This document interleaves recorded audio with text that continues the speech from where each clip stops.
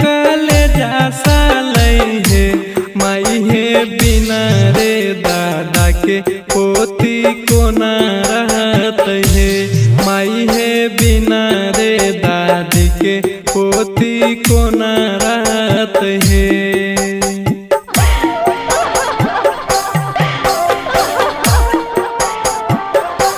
दादी जी से मिलबै गले गली दादा जी के पैरे पकड़ी दादा जी के पैरे पकड़ी हे माई हे सखी सबसे मिलबै चल के बेरिया नगरी बिसरन होइत हे।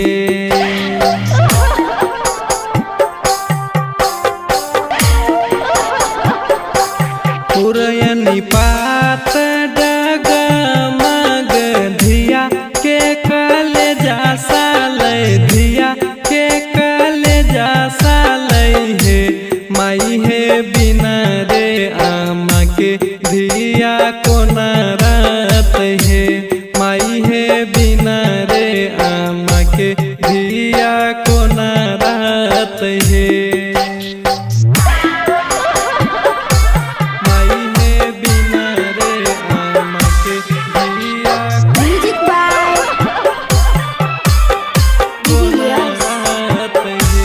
मम्मी जी से मिलबै गले गली पापा जी के पैरे पकड़ी पापा जी के पैरे पकड़ी हे माई हे सखी सबसे मिलबै चल के बेरिया नगरी बिसरन होइत हे।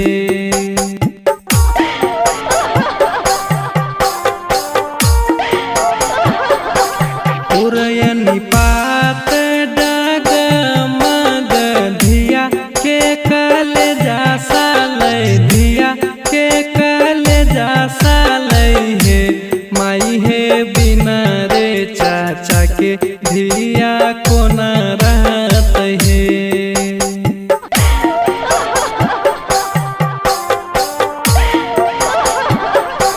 चाची जी से मिलबै गले चाचा जी के पैरे पकड़ी चाचा जी के पैरे पकड़ी हे माई हे सखी सबसे मिलबै चल के बेरिया नगरी बिसरन होइत हे।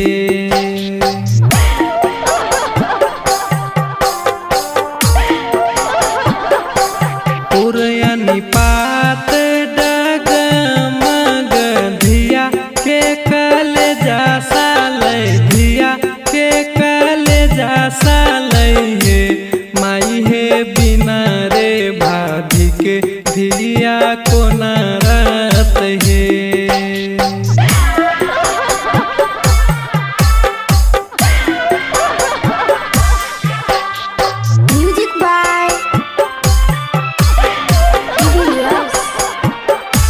भाभी जी से मिलबै गले गली भैया जी के पैरे पकड़ी भैया जी के पैरे पकड़ी हे माई हे सखी सबसे मिलबै चल के बेरिया नगरी बिसरन